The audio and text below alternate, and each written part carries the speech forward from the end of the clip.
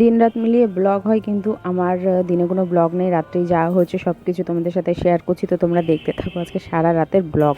সারা রাত বলতে যতক্ষণ না ঘুমোচ্ছি। তো এইখানে বাজার করা হয়েছিল আর কি, সেটা তোমাদের সাথে শেয়ার করা হয়নি। কী কী বাজার করা হয়েছিল সেদিন তো সময় পার হয়ে গেছিলো।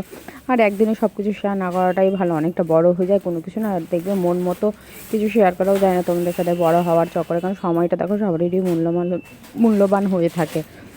যে অতক্ষণ ধরে কে দেখবে? কেননা তুমি যদি আমার এখন 15-20 মিনিট ধরে ব্লগ দেখো, ওই 15-20 মিনিট তোমার যদি কোনো কাজ থাকে সেই কাজটা তুমি করতে পারবে।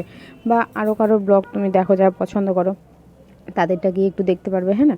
তো চলো, ওটা দিকে নামিয়ে রাখলাম। এদিকে অনেকটি কাপড় কাচবো আর কি, ভিজিয়ে দিয়েছি।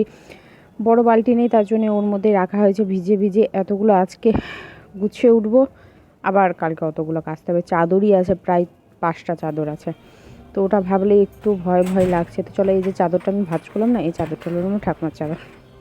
তো এই একমাত্র এই চাদরই রয়েছে, এছাড়া কোনো কিছু নেই। মানে যারা দেখে এসে তাদের কাছে কোনো কিছুই নেই, কিন্তু যে দেখে আসেনি দুধছাই করে যায় তার কাছেই প্রচুর জিনিস রয়ে গেছে আমার ঠাকুমার চিহ্ন হিসেবে। কারোর কাছে কোনো কিছুই নেই, এটা বলতে পারো। এটা আমার গায়ে দেওয়া ছিল বলে এটা পেয়েছি, নাহলে এটাও চলে যেত। কেননা এই সমস্ত জিনিসগুলো দেখবে একটা স্মৃতি হিসাবে রয়ে যায়। তো দিনরাত যে লাত মেরেছে, কোনো সময় দেখতে যায়নি, চোখে দেখেনি, তার কাছেই সমস্ত কিছু রয়েছে। তো ছাড়ো, ঘরের কথা ঘরেই থাক।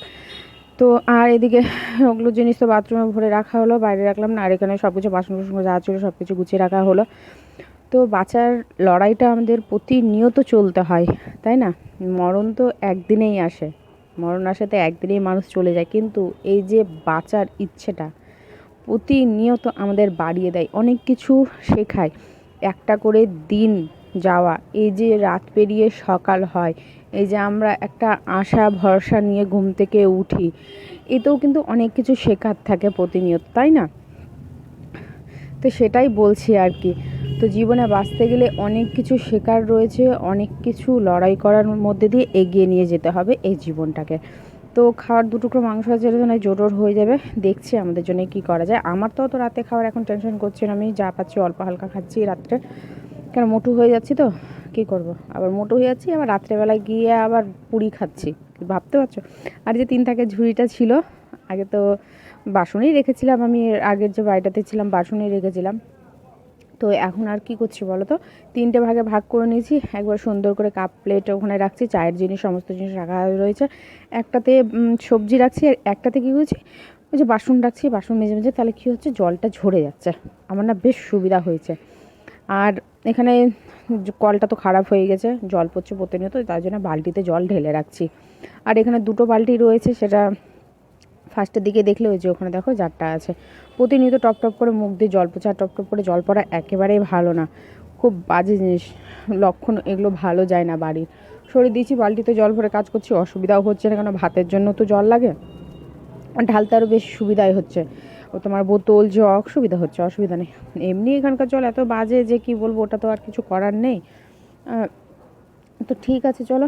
এখানে অনেক কিছুই এক্সট্রা চলে যাচ্ছে আমাদের, যেমন জল কিনে খেতে হচ্ছে, তারপরে এখানে যে জলের বিল আবার আলাদাভাবে নিচ্ছে, এটাই একটা সমস্যা দাঁড়িয়ে গেছে। আমি তো জানতামই না, হট করে কানে আসলো যে জলের টাকার বিলটা আলাদাভাবে নেওয়া হচ্ছে।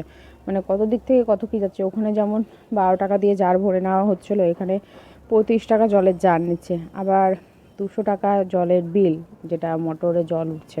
কারেন্টের ইউনিট 12 টাকা, ভাবা যাচ্ছে? যাই হোক, কীভাবে কোন দিক থেকে কীভাবে যে শুনে শুনে কি শুনে না, ভগবান জানে কিসের এত হুড়াহুড়ি থাকে, আমার তো একেবারেই জানা নেই। একটু বাইরে গেছিলো ব্যালকানিতে, হাওয়াটা লেগেছে, ব্যাস চোখ থেকে জলটা পড়তে আবার শুরু করে দিয়েছে।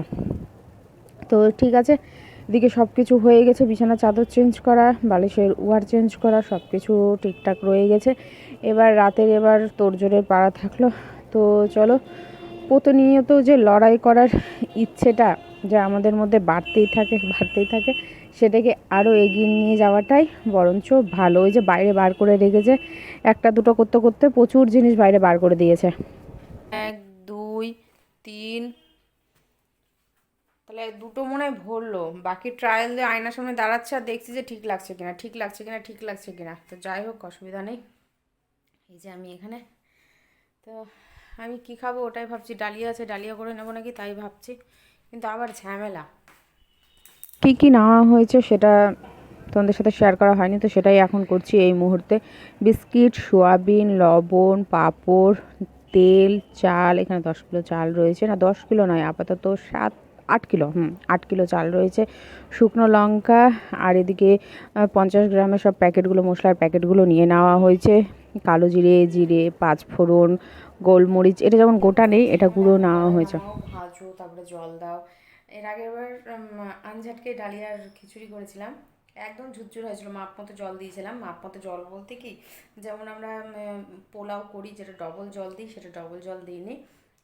4 কাপ, 3 কাপের মধ্যে 3 সাড়ে 3 কাপ জল দিয়েছিলাম, একদম পুরো ঝুরঝুর হয়েছিল, খুব সুন্দর হয়েছিল খেতে।